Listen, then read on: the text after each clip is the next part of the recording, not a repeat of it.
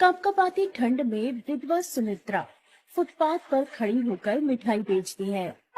मिठाई ले लो, मिठाई, अच्छी क्वालिटी की मिठाई। लेकिन उसकी मिठाई बिकती ही नहीं।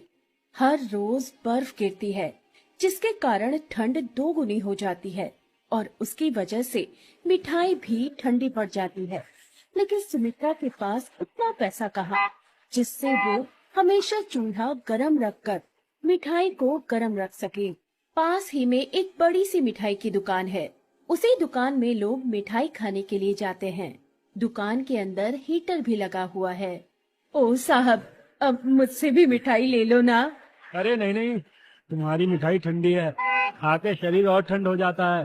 देखो ना, ठंड की वजह से चाशनी भी जम के चीनी बन गई है। हम तो उस दुकान से मिठाई खाते हैं। दुकान के अंदर गरम हीटर लगा हुआ है और गर्मा गर्म मिठाई मिलती है। सुमित्रा हर रोज निराश होती थी।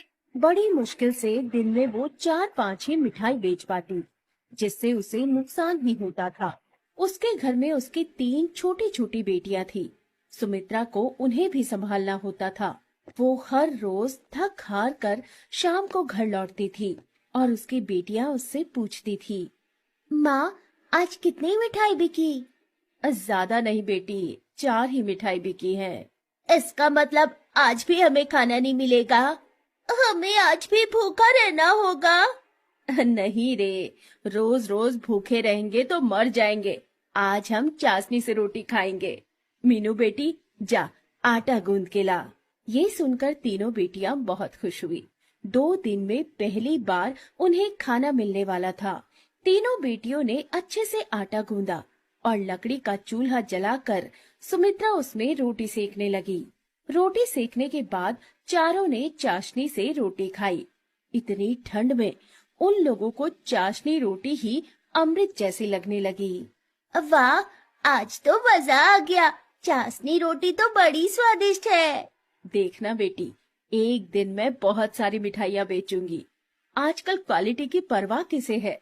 मैं हर रोज गाय का ताजा दूध निकालकर उसका छेना बनाकर फिर ताज़ी मिठाइयाँ बनाती हूँ। लेकिन फिर भी लोग उस दुकान में मिलावटी मिठाई खाने के लिए जाते हैं। ये तो सरासर नाइंसाफी हुई ना। हाँ माँ, वो तो है, लेकिन आजकल सब कुछ पहले दिखने में अच्छा होना चाहिए। पहले लोग सुंदरता की परख करते हैं, उसके बाद चख के देखते हैं। लेकिन मैं सुंदर मिठाई कैसे बनाऊं? मेरी माँ ने तो मुझे सिर्फ रसगुल्ले और गुलाब जामुन ही बनाना सिखाया है। उस गुप्ता की दुकान में काम करने गई थी। सोचा था कि कुछ और सीख लूंगी, लेकिन उसने तो मुझे काम से ही निकाल दिया। बड़े बुरे इंसान है वो गुप्ता, उसे बस पैसे कमाने से मतलब है। सुमित्रा ने दुकान में ये देख लिया था कि कैसे गुप्ता पुरानी खराब मिठाइयों को नई मिठाइयों के साथ मिलाकर बेचता है।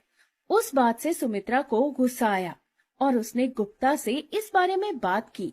लेकिन गुप्ता घबराने की बजाय उल्टा सुमित्रा पर ही चढ़ गया। मुझे पता है मैं क्या कर रहा हूँ, मुझे ज्यादा मत सिखा। 2 कौड़ी की औरत मुझे व्यापार सिखाने आई है। निकल जा मेरी दुकान से, निकल जा। इसी तरह सुमित्रा ने अपनी नौकरी खोई थी।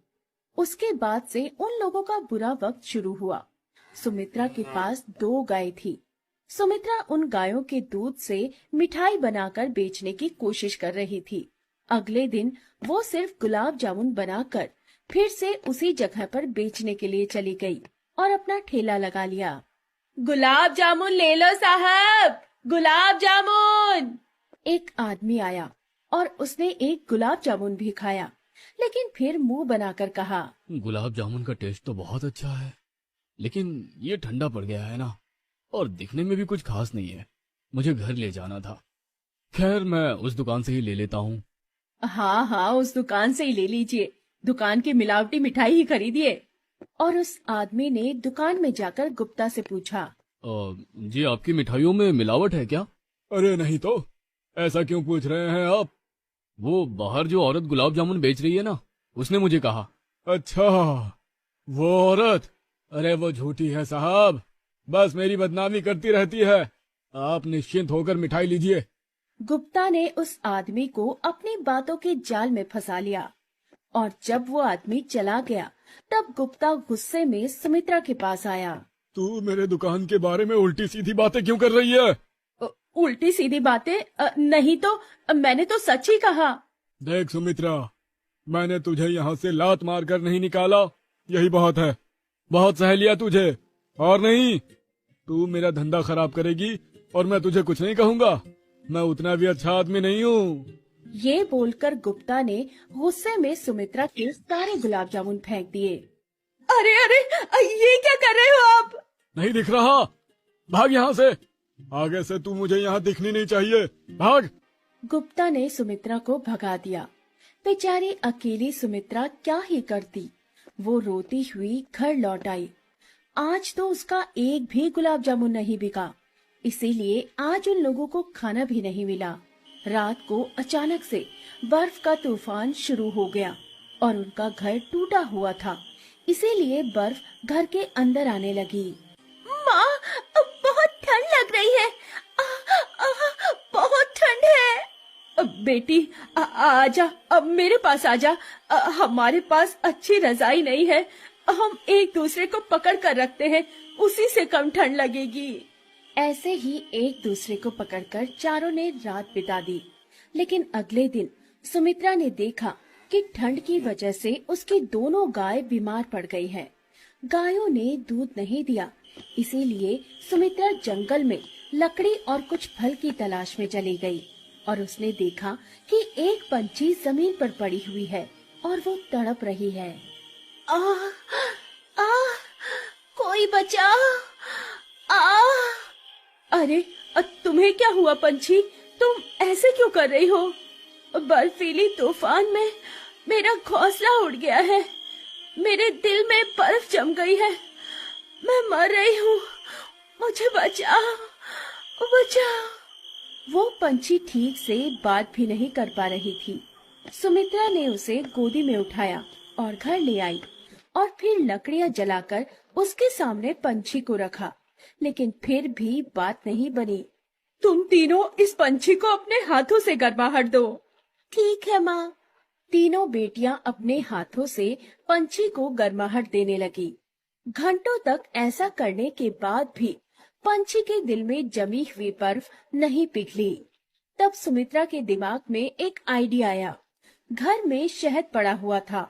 उसने चूल्हे पर शहद को गर्म किया और उस पंछी को पिला दिया और तुरंत पंछी के दिल की जमी हुई बर्फ पिघल गई और उसके मुंह से पानी निकल आया।